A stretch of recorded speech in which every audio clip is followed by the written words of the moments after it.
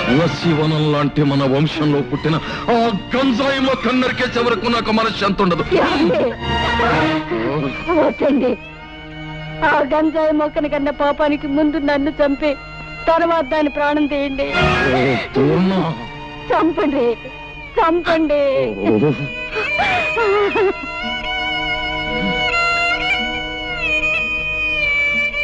మీరు దేవుళ్ళ, మీకు రోజు మేము పూజలు పునస్కారాలు, ఆకలితో ఉన్నవాడికి అన్నం పెట్టి, అవసరాల్లో ఉన్న వాళ్ళని ఆదుకుని, కష్టాలలో ఉన్న వాళ్ళ కన్నీళ్లు తుడిస్తే మీరు ప్రసన్నులై మీ చల్లని దీవెనలు నాకు అందజేస్తారనే నమ్మకంతో బ్రతుకుతున్న మనిషిని నేను.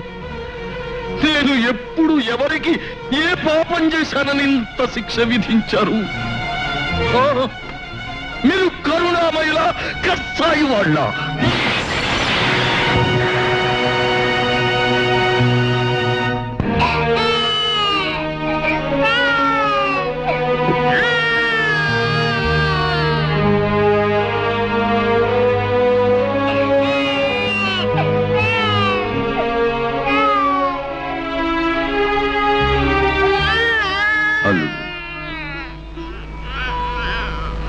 అలా నిన్ను పిలిచే అర్హత నాకు లేదేమో. అలవాటైన పిలుపు మరోలా పిలవడానికి నాకు మనస్సు రాక. అల్లుడు, నేనంటే నీ కోపంగా లేదు. మీరేం చేశారని నాకు మీ మీద కోపం. ఎందుకు చేయలేదు బాబు. అలాంటి నీచురాల్ని కానీ పాపమే చేశాను. దాన్ని నీలాంటి యోగ్యుడికిచ్చి పెళ్లి చేసి మహాపాపం చేశాను. ఇంతకన్నా ఏం చెయ్యాలి?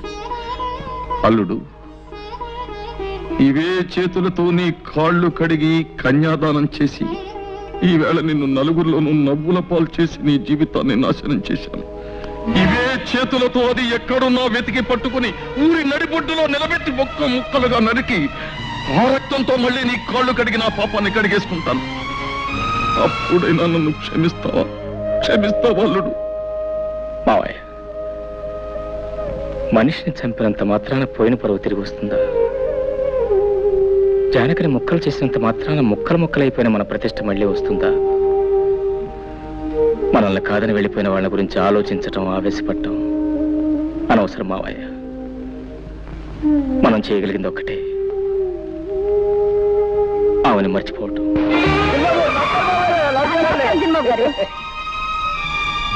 రండి బాబు, కులాసేనా? చిన్నబాబు గారు, అమ్మాయి గారు. మాకు తెలియకుండా పెళ్లి ఇప్పుడు చేసుకున్నా చిన్నబాబు. ఇంట్లోకి రాకుండానే ఏమిటా ప్రశ్నలు? ముందు సామాన్లు తీసుకెళ్ళి లోపల పెట్టా బాబు. అమ్మగారిని మేడం మీద గదిలోకి తీసుకెళ్ళి ఏం కావాలో దగ్గర ఉంచు. అట్టగే బాబు. వెళ్ళి జానకి. రండమ్మా, రండి. ఇదేనమ్మా మీ గది. రండి. వస్తాను. అవసరం అయితే కేకేయండి. నా పేరు రావులమ్మ.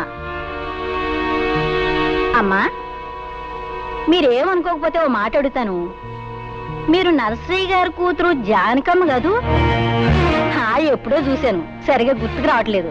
వస్తాను. ఆ మధ్య మీకు పెళ్ళయిందన్నారు, ఇప్పుడు ఇలాగా? అయినా నాకెందుకులే అమ్మా, ఏదో మాట వరుసుకున్నాను. వస్తాను.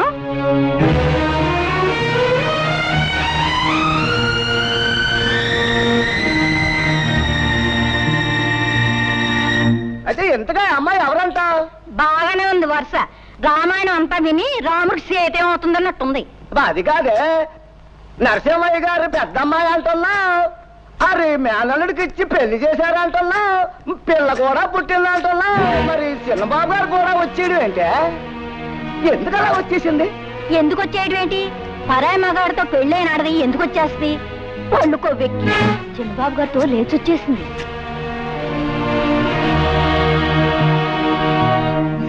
లేటు వెంకట్రావు గారి కుమారుడు రాంబాబు భార్య నరసింహం గారి కూతురు, అంటే నా కూతురు జానకి, భర్తను వదిలి మురళి అనే వ్యక్తితో లేచిపోయినందున ఈ గ్రామ కట్టుబాటును అనుసరించి జానకిని గ్రామ బహిష్కారం చేయడమైనది.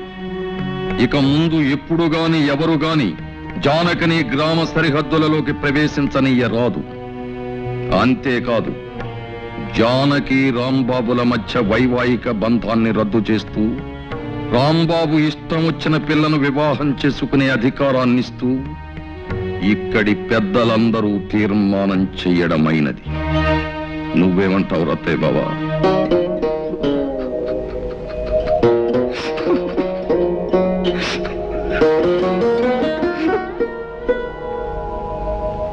గురుగారు, నాకు చిన్న అనుమానం. అవకాశం ఇచ్చాను, అడుక్కో. జాతిరత్నం అంటే ఏంటి గురుగారు? జాతిరత్నం అంటే కట్టుకున్న మొగుణ్ణి వదిలేసి పరాయి మొగాడితో లేచిపోయే కుల స్త్రీ. ఆవేశానికి ఇది సమయం కాదు. నా మాట పెట్టు.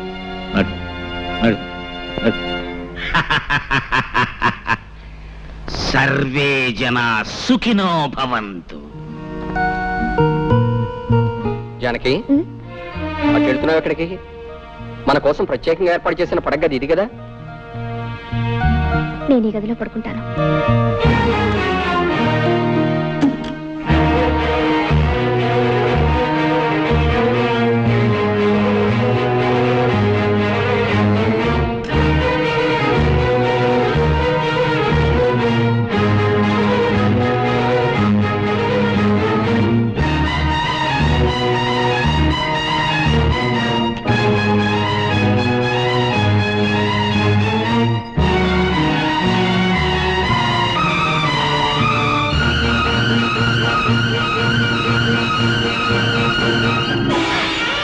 అయ్యా, పసుపుతాడంటే ఓ మగాడు తన పరువుని, ప్రతిష్టని, గౌరవాన్ని పసుపుతాడుగా మెడలో వేస్తున్నాను. నీ పవిత్రమైన ప్రవర్తనతో నా గౌరవం కాపాడే బాధ్యత నీ మీద పెడుతున్నాను అని.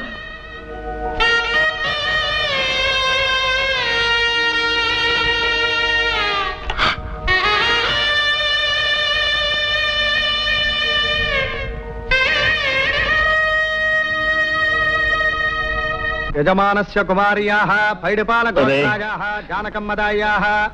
సింహం, ఏమిట్రా ఇదంతా? నీకేమైనా పిచ్చి పట్టిందా?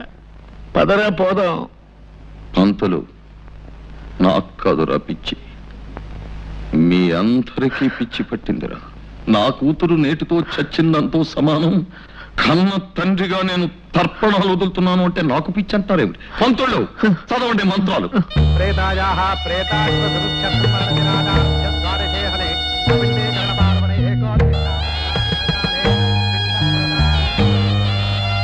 పిండస్యోపరి శిలోదకం నమః. కాయేన వాచా మనసేంద్రియైర్వా బుద్ధ్యాత్మనా వా ప్రకృతే స్వభావాత్ కరోమి యజ్జత్ సకలం పరస్మై శ్రీమన్నారాయణాయేతి సమర్పయామి. సర్వం శ్రీకృష్ణార్పణమస్తు.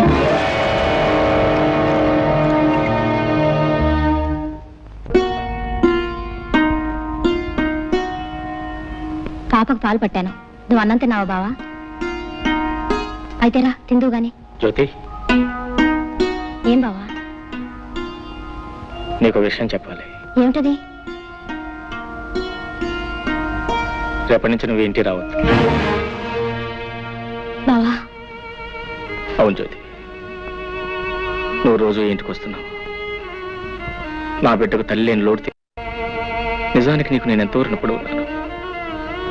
కానీ లోకులు వాళ్ళ నోళ్ళు ఊరుకు నిన్ను నన్ను కలిపి కట్టుకథలు అల్లుతారు. నాకెలాగో తీర నష్టం జరిగిపోయింది. తలెత్తుకోలేక సంఘంలో జీవోత్సవంలా బ్రతుకుతున్నారు. నా వల్ల కానీ నా బిడ్డ వల్ల కానీ నీ బ్రతుకు ఎలాంటి కష్టం కలగకూడదు. నీ భవిష్యత్తుకి ఎలాంటి నష్టం జరగకూడదు. నీ పెళ్లికి ఎలాంటి అంతరాయం కలగకూడదు. అందుకే రేపటి నుంచి నువ్వు ఇంటికి రాకుండా ఉంటే మంచిది అని అర్థం చేసుకో. అమ్మా ఏడుస్తావు. బావన్న దాంట్లో తప్పే ఉంది. నీ మంచి కోరే చెప్పాడు. పాపిష్టి చేసిన పని వల్ల మనందరూ వేడవలసి వచ్చింది. నేను వెళ్ళకపోతే బావ ఒకడు పాపను ఎలా చూసుకుంటాడు? దానికి ఏ టైంకి ఏం కావాలో అన్ని అమర్చి పెట్టగలరా?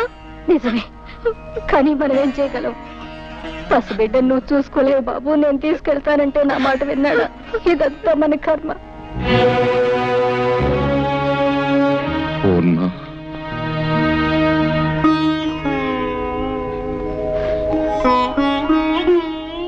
ఈ విషయంలో మనం చేసేది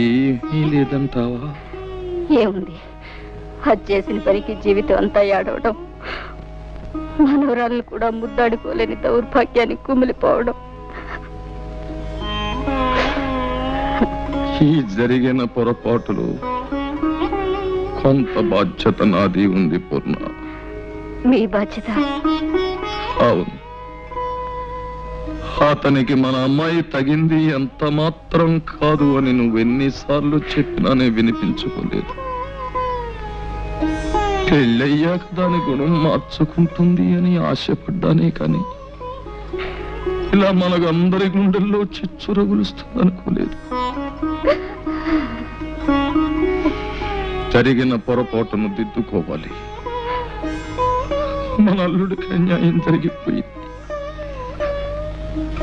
అతనికి న్యాయం చెయ్యాలి. ఎలా? ఏం చేస్తారండి?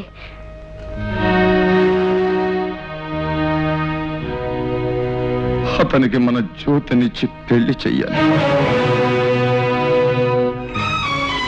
ఏమిటి మావయ్య ఉన్నది? నాకు మళ్ళీ పెళ్ళే? వద్దు మావయ్య, నాకు అలాంటి ఆలోచన లేదు. నాతో కలిసి 7 అడుగులు వేసిన మనిషి, నాతోనే జీవితాంతం గడుపుతాన్న మనిషి మధ్యలోనే మాట తప్పి వెళ్ళిపోయిన తర్వాత మళ్ళీ ఇంకో బంధం ఎందుకు మావయ్య? ఎలాగో ఒంటరి వాడిని అయిపోయాను. ఈ జీవితం లాగే ఒంటరిగానే గడిచిపోయి నా జీవితం ఆరిపోయిన దీపం లాంటిది. ఇక ఏ జ్యోతి తిరిగి వెలిగించలేదు. లేదు బాబు, మా జ్యోతి తప్పకుండా నీ జీవితానికి వెలుగునిస్తుంది. వద్దు మావయ్య, జ్యోతికి వేరే ఏదైనా మంచి సంబంధం చూసి పెళ్లి చేయండి. నా మాట వినండి. మా మాట కూడా కాస్త విను బాబు. కన్న పాపానికి మేము, కట్టుకున్న నేరానికి నువ్వు, తోడపుట్టిన దురదృష్టానికి దాని చెల్లెలు అందరం బాధపడుతున్నాం. అది గడప దాటిన క్షణం నుంచి నీ మావయ్య కానీ నేను కానీ కంటి నిండా నిద్రపోయామా, కడుపు నిండా తిండి తిన్నామా? ఒక్కళ్ళ మొహాల్లోనైనా కనీసం చిరునవ్వు కనిపించిందా? ఎవరికీ మనశ్శాంతి లేకుండా ఎంతకాలం ఇలా? అది పెట్టిన చిచ్చు కన్నీళ్లతో ఆరిపోయేది కాదు బాబు. నా మాట విను. నువ్వు మా జ్యోతిని పెళ్లి చేసుకుంటే దీనికో తల్లి దొరుకుతుంది, నాకు మనశ్శాంతి దక్కుతుంది. అల్లుడు, నువ్వెవరివో ఎక్కడ వాడివో అయితే ఇలా అడగడానికి నాకు నోరు వచ్చేదే కాదు. కానీ మేనల్లుడుగా రక్త సంబంధం ఉన్న మనిషిగా అడుగుతున్నాను. కాదను. మావయ్య, నువ్వు చిన్నవాడివి, ప్రార్థించకూడదు. నేను పెద్దవాడిని, ప్రాధేయపడకూడదు. కానీ ఇప్పుడు ఆ రెండు చేస్తున్నాను. ఇవి చేతులు కావలుడు. మావయ్య, అలాగే మీ ఇష్టం వచ్చినట్టు కానివ్వండి.